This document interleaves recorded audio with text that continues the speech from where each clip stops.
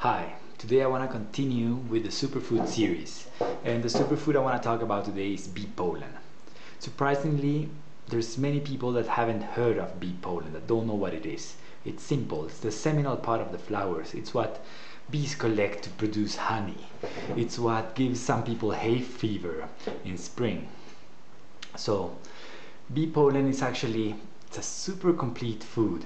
You just take 1 spoon of bee pollen and it has millions of flower seminal parts. So it's very good for many things, but especially for reproductive health. It's actually a great aphrodisiac and it rejuvenates the prostate.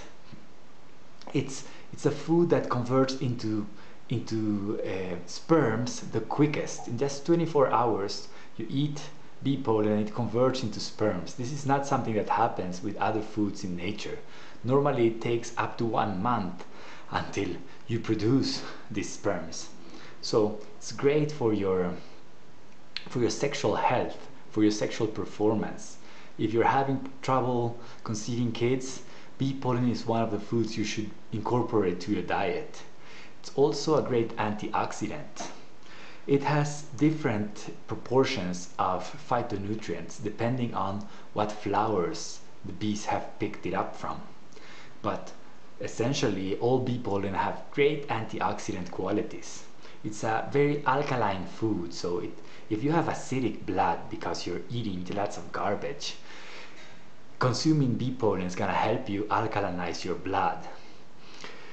It's not just good for these things, it's very good for athletes. There's some Olympic athletes, world-class athletes that consume bee pollen. It has been proven that the athletes that consume bee pollen have much better resistance, much better endurance, strength, energy, speed. Bee pollen also helps to recover quicker from strenuous exercise. It takes the heart rate down to normal. It's very good for muscle growth, for increasing muscle mass, because it has a very complete amino acid chain. It's a great protein, very great protein chain. It's very good for longevity. Some people say that the way you should consume bee pollen is to soak it first, between 10 and 12 hours, but I'm not sure about this. There is no real research about if it's really necessary to soak bee pollen. They say that else it has an outer shell that needs to be breaking down, and that's why soaking is good for that. But you could also probably chew it and open up the whole bee pollen into powder.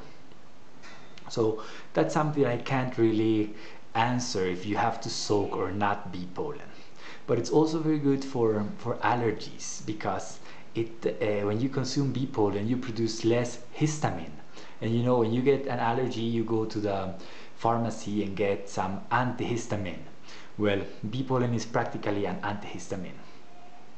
So bee pollen has many more properties. It's a superfood, and I like to take about at least 1 spoonful every day.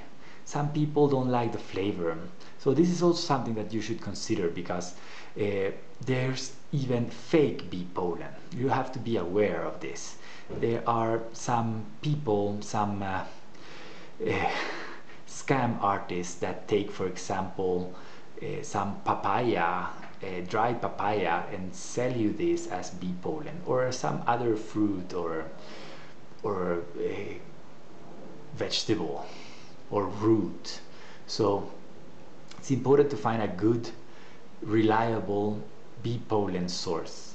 And the quality of the bee pollen, of course, the same as for other bee products like honey, depends on the flowers where these bees pick up their ingredients from. So the best thing is that that you find a good beekeeper, that, you know, reliable, whose bees are collecting this bee pollen from wild flowers, organic flowers, not flowers full with pesticides and other chemicals. So that's kind of everything that I have to say about bee pollen. So you have a great day and see you in a couple of days.